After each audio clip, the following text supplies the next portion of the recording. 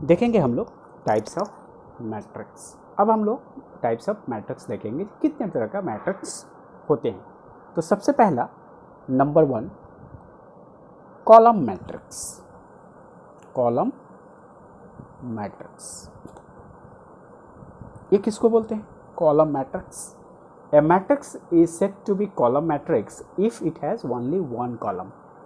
यानी एक ऐसा मैट्रिक्स होगा जिसमें केवल एक ही कॉलम होगा। मतलब फॉर एग्जांपल अगर हम लिखें ये एक मैट्रिक्स है, यहाँ देखिए 1 4 5 इसके एलिमेंट्स हैं। यहाँ पर देखिए कितने कॉलम्स हैं। ये वाला हॉरिजॉन्टल लाइंस ऑफ एलिमेंट जो होता है वो तो हमारा रो होता है। रो है 1 2 3 रो है। यहाँ रो को देख रहे हैं 3 है। कॉलम का काउंट करेंगे तो कॉलम कितने हैं? 1 है। तो ऐसे मैट्रिक्स जिनमें केवल एक ही कॉलम होगा, ऐसे मैट्रिक्स को बोला गया है कॉलम मैट्रिक्स। यानी इसका डेफिनेशन हम कैसे लिखेंगे? A matrix is said to a matrix is said to be a column matrix if it has only one column होगा।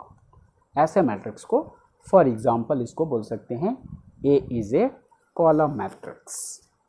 तो इसका ऑर्डर क्या है कॉलम मैट्रिक्स का? अगर ऑर्डर का बात करेंगे तो इसको कैसे लिखेंगे? यहाँ पर 3 क्या है? रोज हैं और कॉलम कितना है? 3 × 1 उसका ऑर्डर है। इस तरह से रिप्रेजेंट करते हैं, स्क्वायर ब्रैकेट के साइड में लिखकर इसको रिप्रेजेंट करते हैं। तो कॉलम एक कॉलम मैट्रिक्स है, ए एक कॉलम मैट्रिक्स है और उसका जो ऑर्डर है 3 × 1 उसका ऑर्डर है। अगर इसी को जनरल में रिप्रेजेंट करेंगे तो इन जनरल इसको कैसे रिप्रेजेंट करेंगे? इन जनरल एक कॉलम मैट्रिक्स है, मान लेते हैं ए एक कॉलम मैट्रिक्स है, तो उसका कैपिटल लेटर से इंडिकेट करते हैं मैट्रिक्स को। उसका एलिमेंट ए है। ए में क्या होगा? हम लोग ए आई से रिप्रेजेंट करते हैं। आई जो है कॉलम को रो को रिप्रेजेंट करता है और उसका सबस्क्रिप्ट जे जो है आई जो है रो को इंडिकेट करता है और जे उसके कॉलम को रिप्रेजेंट करता है। तो इसका कॉलम जो होगा तो हमेशा 1 होगा। इसका कॉलम हमेशा 1 होगा। तो आई एम तक जा सकता है, मतलब रो एम हो सकता है लेकिन कॉलम क्या होगा? कॉलम तो 1 ही होगा। तो m × 1 हम इस तरह से बोल सकते हैं वेयर आई जो होगा 1 जो होगा लेस देन और इक्वल टू आई होगा और आई लेस देन और इक्वल टू m तक जा सकता है। बट j इक्वल टू हमेशा क्या होगा? 1 ही होगा। j जो होगा हमेशा 1 का ही उसका, यानी कॉलम तो एक ही रहेगा, इसलिए इसको हम लोग रिप्रेजेंट करते हैं m × 1 से। ये जनरल टर्म से रिप्रेजेंट करने का। रो मैट्रिक्स तो जैसे कॉलम मैट्रिक्स था वैसे ही रो मैट्रिक्स हो, सिमिलर डेफिनेशन है एकदम वैसा ही जैसे कि कॉलम मैट्रिक्स का। तो a matrix is said to be row matrix if it is only 1। यहाँ जो कॉलम था इट हैज ओनली 1 रो, यानी हम इसको लिख सकते हैं इट हैज ओनली 1 रो। इसमें केवल एक ही रो होगा। फॉर एग्जांपल इसको हम लोग लिख सकते हैं, मान लेते हैं एक बी मैट्रिक्स है। फॉर एग्जांपल ले लिए, एग्जांपल एक मैट्रिक्स ले लिए बी जिसका एलिमेंट्स है -1/2, उसके बाद √5 है, 3 है, इस तरह का वैल्यू है।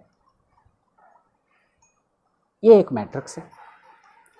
इसमें देखिए ये तो कॉलम है, कॉलम 1 है, first column, second column, third column, लेकिन रो कितने हैं? रो 1 है। इसका ऑर्डर क्या होगा? ऑर्डर में हम लोग लिखेंगे 1 × 3। 3 कॉलम है, 1 2 3। तो पहला रिप्रेजेंट करता है रो को और दूसरा रिप्रेजेंट करता है कॉलम को, 1 × 3। तो इसका जनरल टर्म तब क्या होगा? अगर मैट्रिक्स हम बी लिख रहे हैं तो इन जनरल अगर इसको लिखना चाहेंगे इन जनरल रो मैट्रिक्स को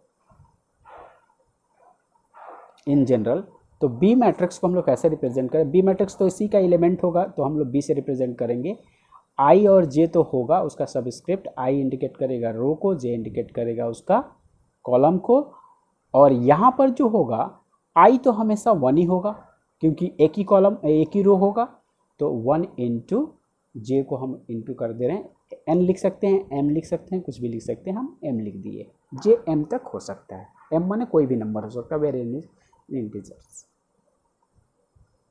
अब आता है स्क्वायर मैट्रिक्स, तीसरा नंबर स्क्वायर मैट्रिक्स।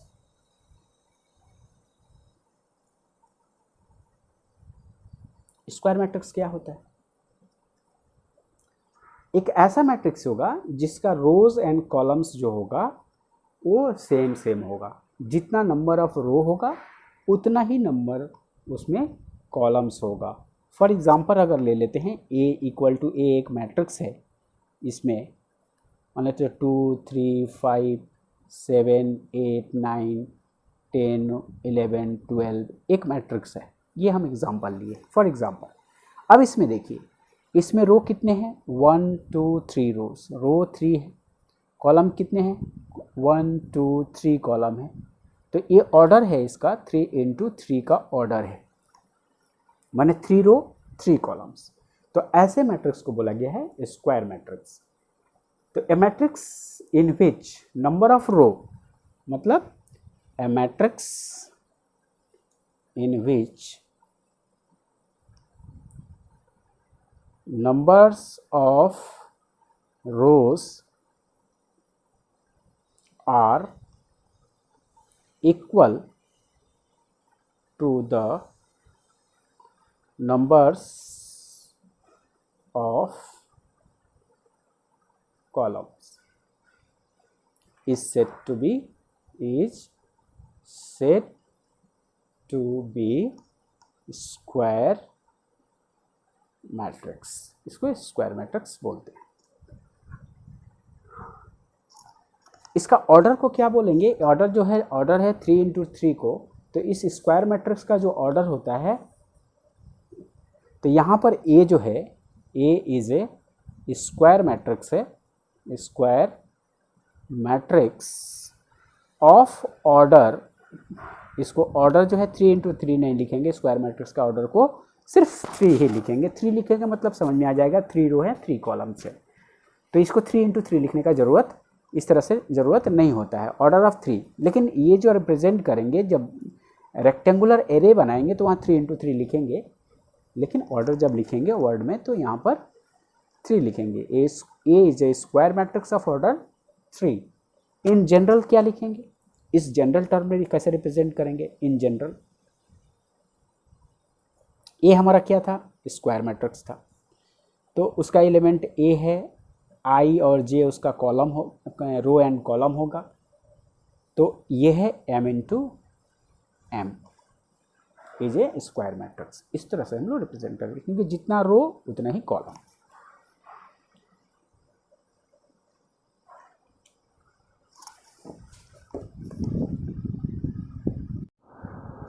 तो टाइप्स ऑफ मैट्रिक्स का ये 4 नंबर है। Diagonal matrix, diagonal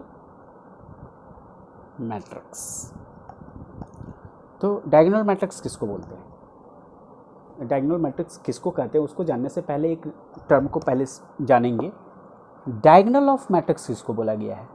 diagonal of A matrix क्या होता है? अगर ये समझ में आ गया जो डायगोनल ऑफ मैट्रिक्स क्या है, तो डायगोनल मैट्रिक्स समझ में आ जाएगा। अच्छा, डायगोनल मैट्रिक्स और डायगोनल ऑफ ए मैट्रिक्स दोनों अलग अलग टर्म्स है, इसको थोड़ा ध्यान से समझेंगे। फॉर एग्जांपल अगर मान लेते हैं हम ले लिए एक मैट्रिक्स, ले लिए ए मैट्रिक्स जिसका एलिमेंट है 1 2 3 और -3 4 5, ऐसे धर ये हम एक एलिमेंट्स ले लिए 1 -1 6, ये हमारा एलिमेंट्स है एक मैट्रिक्स का। किस तरह का मैट्रिक्स है? ये हमारा स्क्वायर मैट्रिक्स है, ये स्क्वायर मैट्रिक्स है, ये एक हमारा एक स्क्वायर मैट्रिक्स है। पहले तो है क्योंकि number of rose and number of columns जो है सेम है, 3 रोज हैं 3 कॉलम्स है।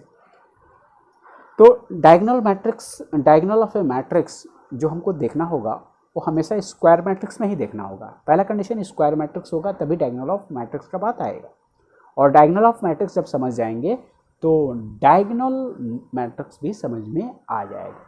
डायगोनल ऑफ मैट्रिक्स क्या होता है, किसी भी स्क्वायर मैट्रिक्स का ये जो एलिमेंट होता है इस तरह से, ये वाला एलिमेंट, ये वाला क्रॉस, इस एलिमेंट को, ये वाला, ये हमारा डायगोनल है। तो इसका पोजीशन क्या है, इसका पोजीशन को क्या बोलेंगे, ये A11 है। A11 बोलने का मतलब फर्स्ट रो का फर्स्ट कॉलम का एलिमेंट, उसके बाद सेकेंड रो का ये जो इसका जो पोजीशन है ये है सेकेंड रो का सेकेंड एलिमेंट है। देखिए सेकेंड रो का सेकेंड कॉलम का एलिमेंट जो है A22 होता है। उसके बाद ये जो इसका जो पोजीशन आ रहा है, ये देखिए first row, second row, third row, ये थर्ड रो का थर्ड कॉलम का एलिमेंट है। 6 जो है थर्ड रो का थर्ड कॉलम का एलिमेंट है। तो इसका अगर हम लोग नोटेशन फॉर्म में लिखेंगे तो लिखेंगे A33।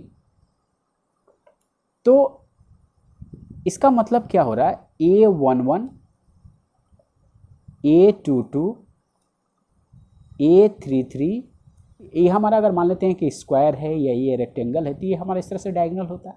तो इस तरह का जो इस डायगोनल पोजीशन में जो जो एलिमेंट्स का नंबर आएगा, जो जो एलिमेंट्स आएंगे उन एलिमेंट्स को बोला जाता है डायगोनल ऑफ ए मैट्रिक्स।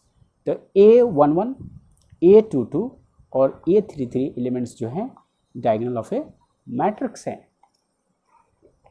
तो अब देखिए डायगोनल मैट्रिक्स क्या होता है। अगर इसी हम लोग एक मान लेते हैं, एक हम लोग B मैट्रिक्स ले रहे हैं, इस तरह का मैट्रिक्स, ये 1 है, 0 है, 0 है, 0 है, 2 है, 0 है, 0 है, 0 है, 3 है। अब देखिए इसको समझिए, इसमें जो डायगोनली एलिमेंट्स हैं यानी डायगोनल वाला एलिमेंट्स है, देखिए क्या है, ये वाला है, 1 है, 2 है, 3 है, ये A11 का पोजीशन है, A22 का पोजीशन है और A33 का पोजीशन है। तो यहाँ पर डायगोनल से जो एलिमेंट है 1 है, 2 है, 3 है, ये तीनों डायगोनल्स का एलिमेंट्स है, 1, 2, 3। तो अब बोला डायगोनल मैट्रिक्स का डिफिनीशन क्या है उसको देखिए और इस एग्जाम्पल को देखिए, ये डायगोनल मैट्रिक्स समझ में आ जाएगा। तो पहले क्या होना चाहिए, डायगोनल मैट्रिक्स को समझने के सबसे पहले क्या होगा, ए स्क्वायर मैट्रिक्स। स्क्वायर मैट्रिक्स, ये बी एक स्क्वायर मैट्रिक्स है, बी इक्वल टू हम लोग लिख रहे हैं BIJ। बी का जो एलिमेंट है, बी